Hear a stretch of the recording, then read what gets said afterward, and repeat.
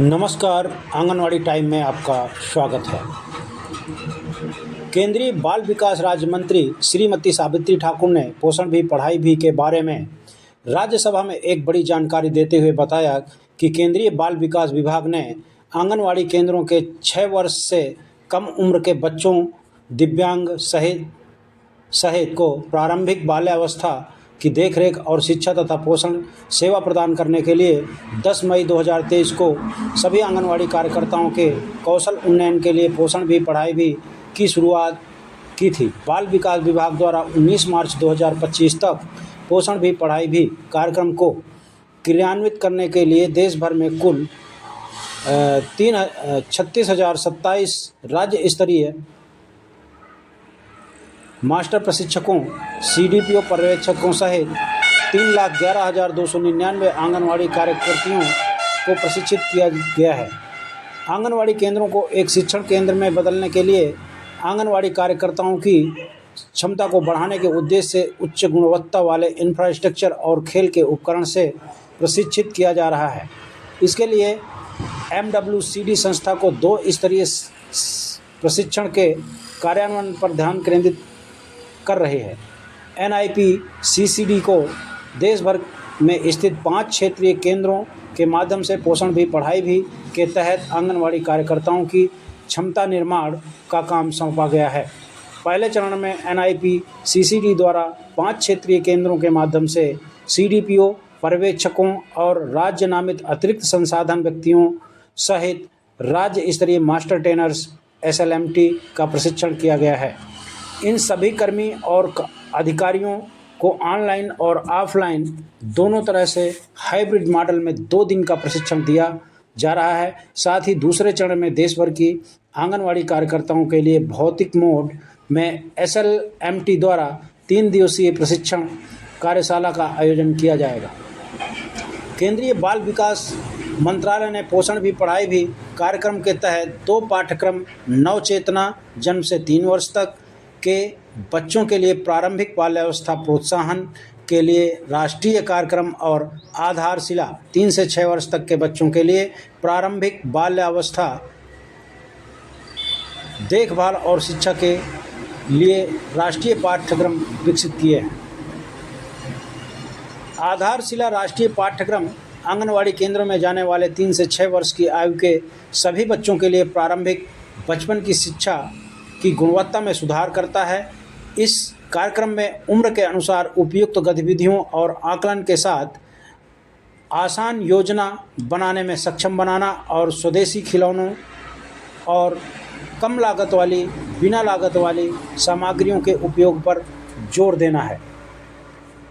इस योजना को 4 + 36 + 8 सप्ताह में विभाजित करते हुए, जिसमें 36 सप्ताह शिक्षण के, 4 सप्ताह दीक्षा के और 8 सप्ताह सुदृढ़ीकरण के होंगे। प्रत्येक सप्ताह को 5 + 1 दिन में विभाजित किया जाता है, जिसमें 5 दिन परिचय और गतिविधियों के अभ्यास के लिए और 1 दिन साप्ताहिक सुदृढ़ीकरण के लिए तय किया गया है।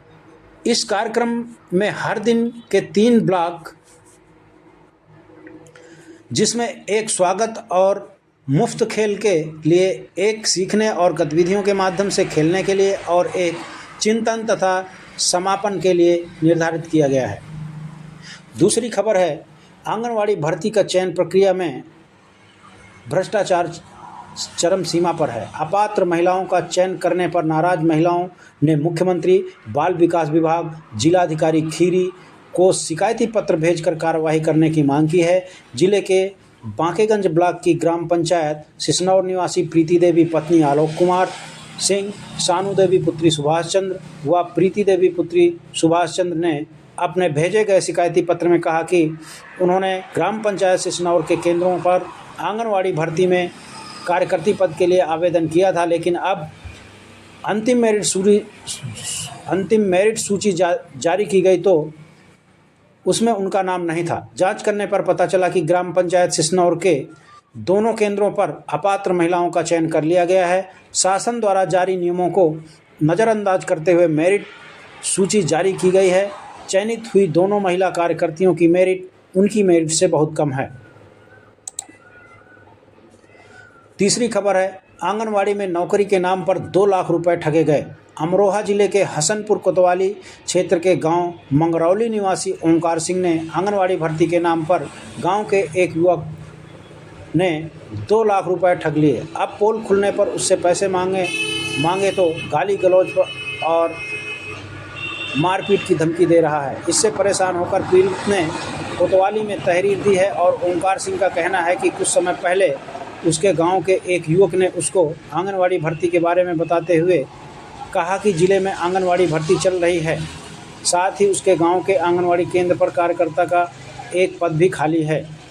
उस युवक ने कहा कि आप उसमें अपने बेटे की बहू को लगवा दो, मेरी अमरोहा जिला कार्यक्रम अधिकारी के कार्यालय में अच्छी जान पहचान है, आसानी से नियुक्ति मिल जाएगी। उसके बाद युवक ओंकार सिंह को विभागीय कार्यालय के एक बाबू के पास ले गया।